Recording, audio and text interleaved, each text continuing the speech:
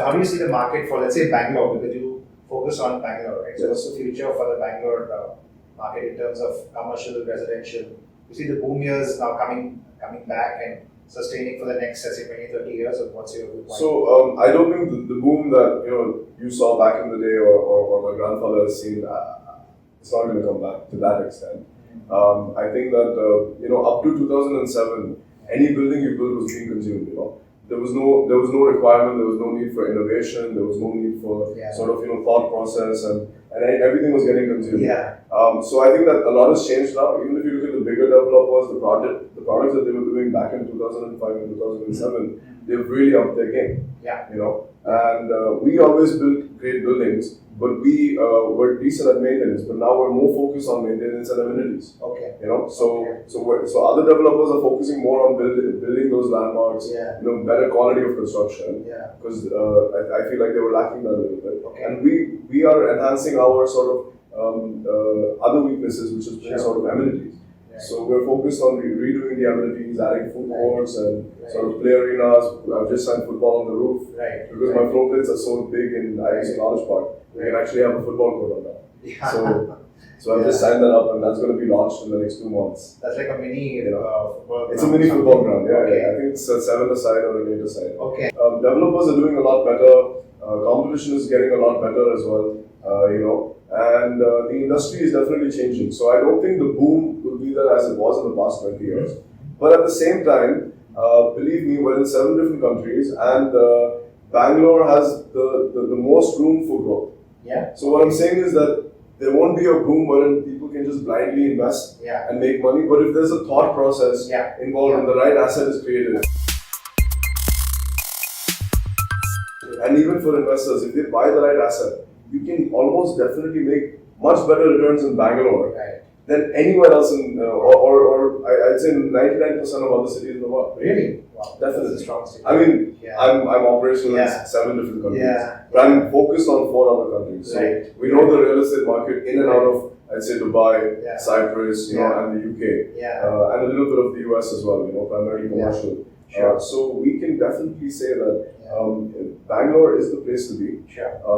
I just think that we need to be a little bit more thoughtful. We need to focus on the OCs and sort of the approvals. And I mean, it's a great market to be in.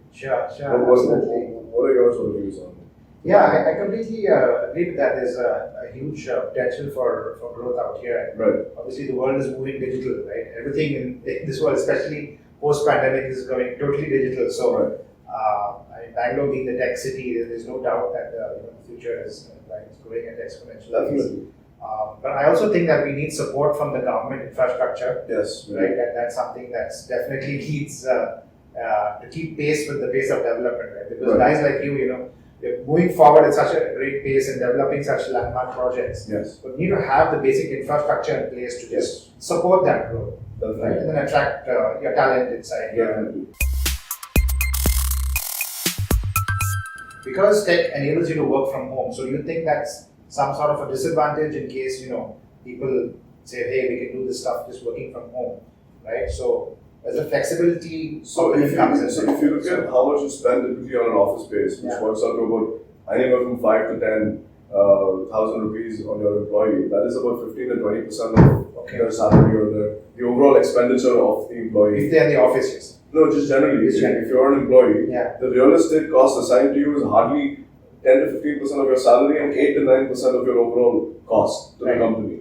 But when you have an office, there's more scope for collaboration. At the end of the day, if people want to get out of the house, they want to engage. You can't just be in a sort of small room in your 4x2 workstation and work. So yes, definitely, I feel that a lot of people will be moving, back to the office very soon. And at the end of the day, I mean, work from home is here to stay, but not for everyone. I think more towards a hybrid model, would you say, wherein the employees spend some amount of time at home, and then they come to the office, let's say once or twice a week or something like that? It depends on the companies. A lot of companies are working towards that as well. Some companies have said complete work from home, but it's not sort of the end of commercial real estate as we know it. I mean, it's quite the opposite, because the RFIs that we've been filling in now and the sort of inspections that are happening now are for a lot more bigger requirements. And another thing is that when there is a financial crunch, and I mean, yes, work from home will affect our business a little bit, but when there is a financial, and people don't really look at it this way, right? But when there's a financial crunch all over the world, people look to focus on profitability and cut costs all over the world. Yeah. And when they do that, they want to set up operations in Bangalore or cities like Bangalore, right? So it's not only IT, it's also the financial sector, because salaries are, we have great competent workforce and at a much lower cost. Sure. I think a lot, it's actually a boom or like an advantage for Bangalore because more companies will be looking to downsize their operations overseas and focus more on Bangalore. Right. So I think Bangalore is a pretty safe place to see. Yeah. I don't know if you will get the same boom that you got in the 90s and the early 2000s, but different type of boom, basically. Different kind of boom. Yeah. If you're a little smart about it, if you tie up with great consultants and a good enough developer as an investor, or you're a consultant and a developer by yourself, I think if you just make smart choices, you can make great products and great returns. And definitely. One question I had, so how come you guys don't sell your commercial, just a thing that came to my mind as you're talking, right? Okay, so You own all your commercial real estate assets. Okay. So what's the thought process behind owning them and not selling them, So. See, like I said, motion isn't always progress. When you're building 5 billion square feet of, let's say, affordable housing, you maximum make, I think, 1,000 rupees or 300 rupees of profit. The margins are negligible, right? After everything. Yeah. So, but when you own 5.5 million square feet of grade A commercial space, over the years, and most of it is, the bank loans are paid off on it, most of it, right? Okay. Then you make close to 100 rupees per square feet, plus whatever the appreciation is, which is average another 100 rupees or so per square feet per month. Okay. So you tend to make about 1,500 to 2,000 rupees annually every year, without having the headache of going and building and dealing with everything again and again.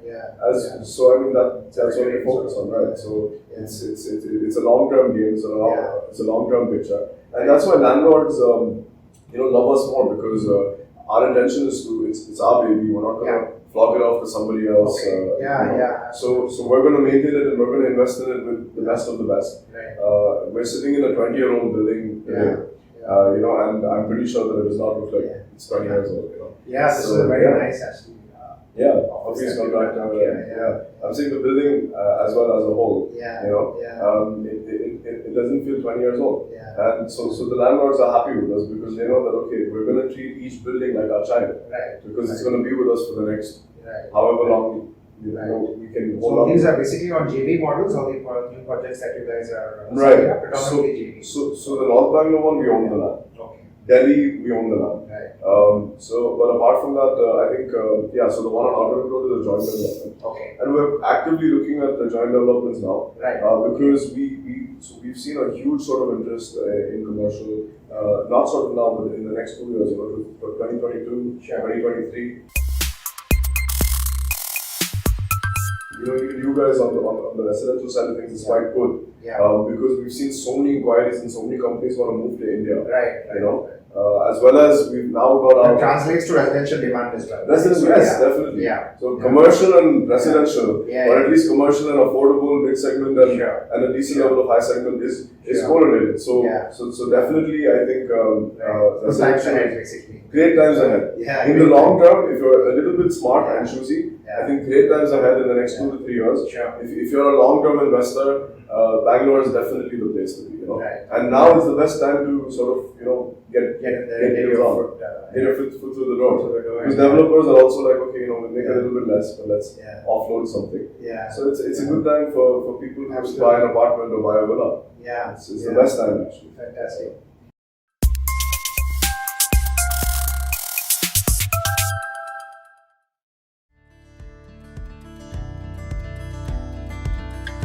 The reason we've been successful is because we focus on what we know. Good margins to be made, great projects to be done as well. Tax benefits also. Yes, definitely. 6% is a lot higher than anybody else makes in residential typically. Right? It's apart from that, obviously the best thing about Corp right now is you run all of these aggregated websites and sort of it's harder for people to get sort of cheated